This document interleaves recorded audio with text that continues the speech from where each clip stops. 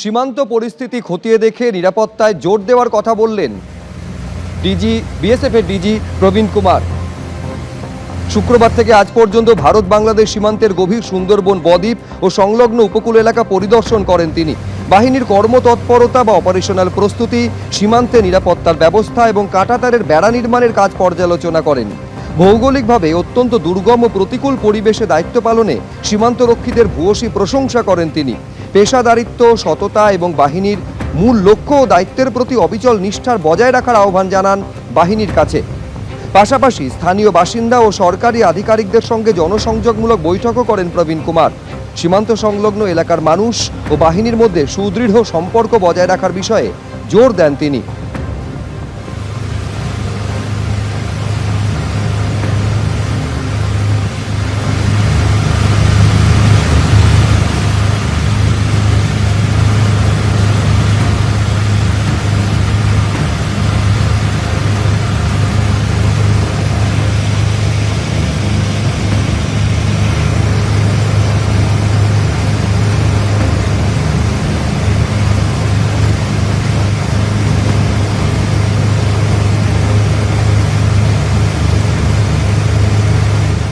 সীমান্ত পরিস্থিতি খতিয়ে দেখে নজরদারি ও নিরাপত্তায় জোর দিলেন বিএসএফের ডিজি প্রবীণ কুমার। শুক্রবার থেকে আজ পর্যন্ত ভারত বাংলাদেশ সীমান্তের গভীর সুন্দরবন বদ্বীপ ও সংলগ্ন উপকূল এলাকা তিনি পরিদর্শন করলেন।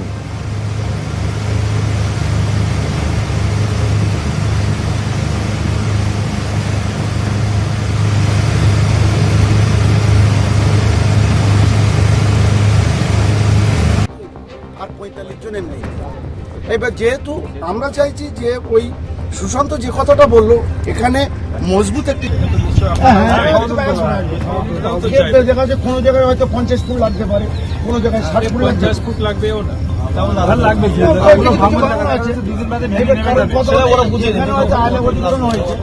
এর মাথায় গিয়ে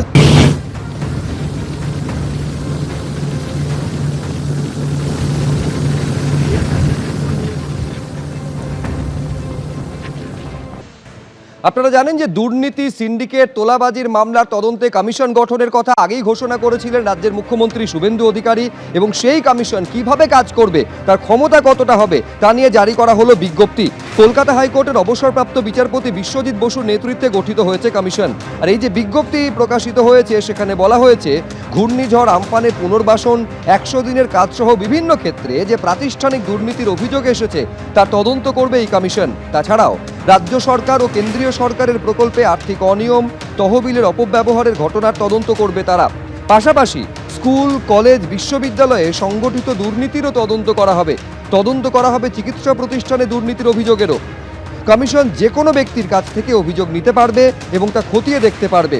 প্রয়োজনে পুলিশকেও এফআইআর এর সুপারিশ করতে পারবে।